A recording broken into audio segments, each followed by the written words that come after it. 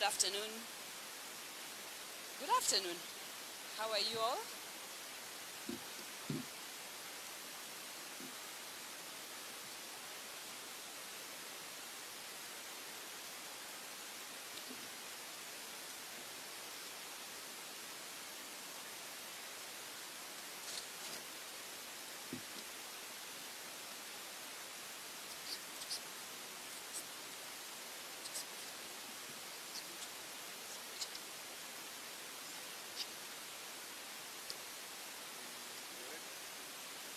When you're ready, just cue us.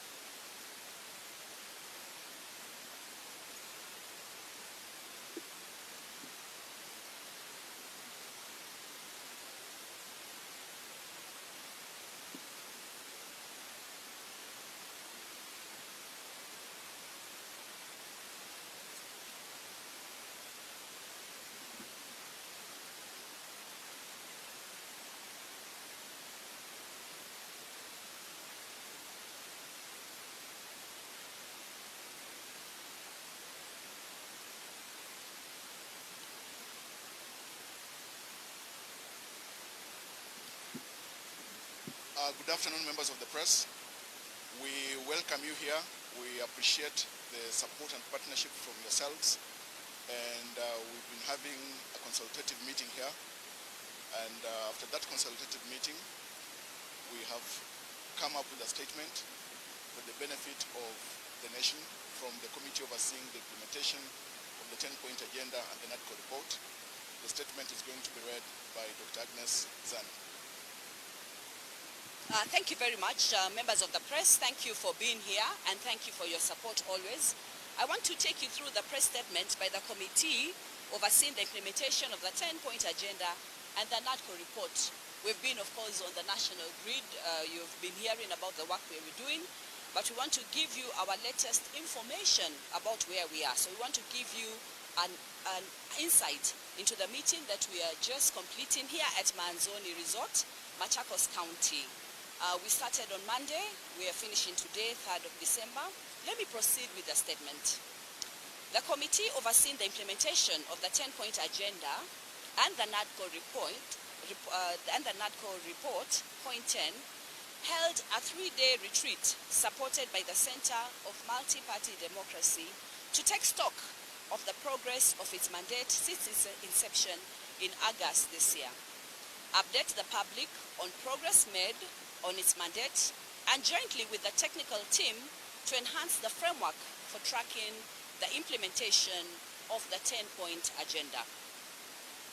This is in consideration of the fact that the committee's mandate has a predetermined time frame that lapses in a couple of months before handing its final report to the principals for further consideration and approval.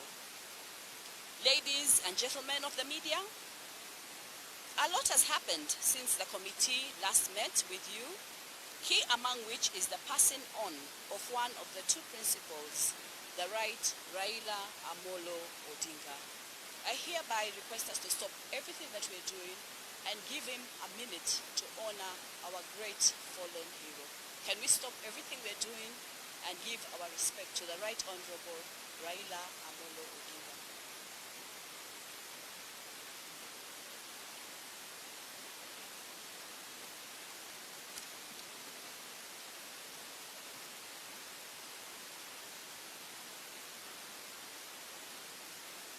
May God rest the soul of the Right Honorable Raila Amolo Odinga in peace. Indeed, the loss of the Right Honorable Raila Amolo Odinga is a massive blow, not only to the COIN-10 committee for having lost one of its key principles, but also to the entire nation. For he was a fearless statesman who put country before self. Always.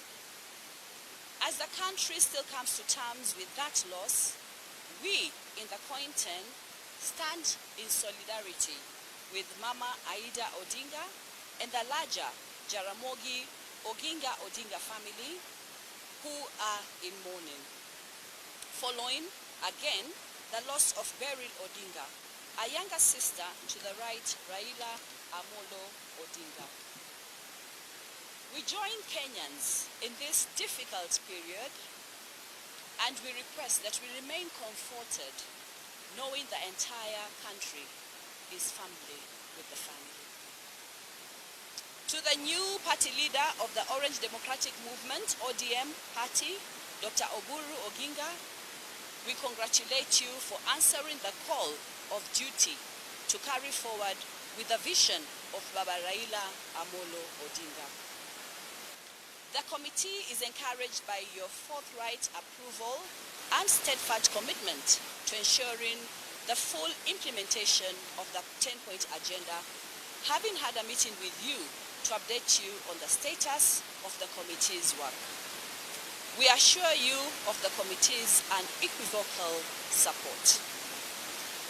During the last 3 days retreat, the committee took time to go through the 10-point agenda in its entirety, in details, breaking down each of those 10 points in terms of understanding them, looking for indicators, looking for KPIs, key performance indicators, even for the measurement, which is where we are going to in the work. In other words, preparing already for our methodology.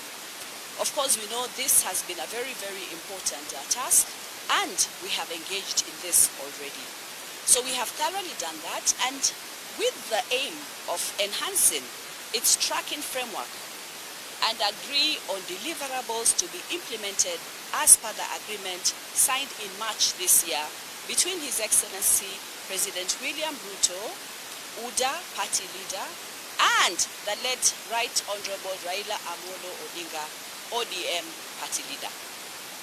Fellow Kenyans, you are aware, this process came about as a result of the public outcry over a number of issues that they demanded to be addressed by the government. So far, the committee has held a series of engagements as per the terms of reference and the scope of their mandate. We appreciate the commitment of the party leaders and political leadership on both sides to the 10-point agenda and supporting the committee to carry out its mandate within the stipulated framework. The committee continues to actively oversee the implementation of the 10-point agenda by meeting stakeholders in socio-economic and political spheres with the aim of making the nation better for all. You might note that in each of the 10-point agenda, we're addressing critical issues that Kenyans have raised and harmonized. Another way of looking at the 10-point agenda is to look at it as the roadmap for development for our country. Already, most of this implementation is in legislative framework. We are also looking at issues of debt, issues of corruption, issues of inclusivity, issues of wastage, issues of sovereignty of the people, issues of the compensation for protesters. All these issues moving into detail to see whether the infrastructure that has been put into place has actually been able to implement, and we are coming to oversee where that process is. In other words, then we'll be able to come and advise and say, these are the missing gaps. Here is where we need to have coordination. At the end of the day, as a committee, we seek to ensure that this 10-point agenda is carried to its full implementation. So we continue to actively oversee its implementation of this agenda by meeting various stakeholders, as we have been doing, in all socio-economic and political spheres with the aim of making the nation a better place for all of us. For the past 3 days, this committee has been privileged to benefit from critical insights from experts of democracy, professors, madaktari, experts of democracy, good governance, strategic communication, and other cross-cutting thematic areas relevant in building the capacity of the COIN-10 committee as we continue to engage stakeholders in carrying out our mandate.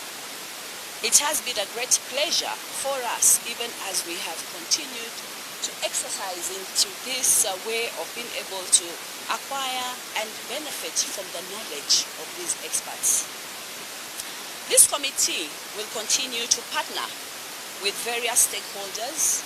We want to partner with as many stakeholders as is possible.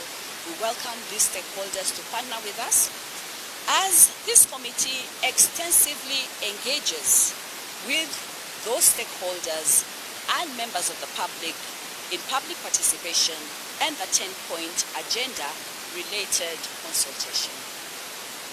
The committee appreciates the interest of the media in the MOU and the status of its implementation. We shall continue making periodic updates on the progress of the committee to the public, either through public engagements or through the media. Signed on behalf of COIN-10 Committee by Dr. Agnes Zani, the chair of this committee. Thank you very much. Would you like to seek any clarification or ask any questions? Yes. Yes.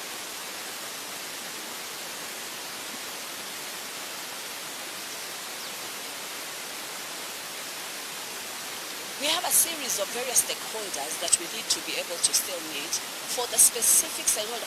At the moment, what we'll be doing is meeting stakeholders in preparation for moving out now into overseeing the various 10 points, including the one that you've said. So the actual bit of the question you're asking is our engagement at the implementation stage.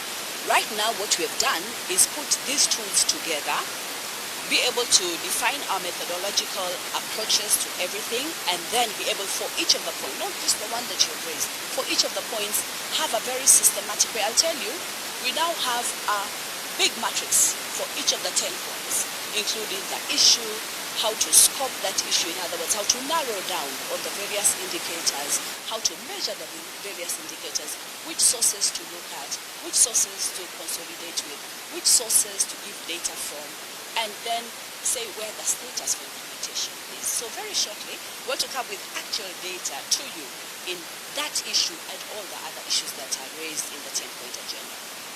Thank you. Any other person?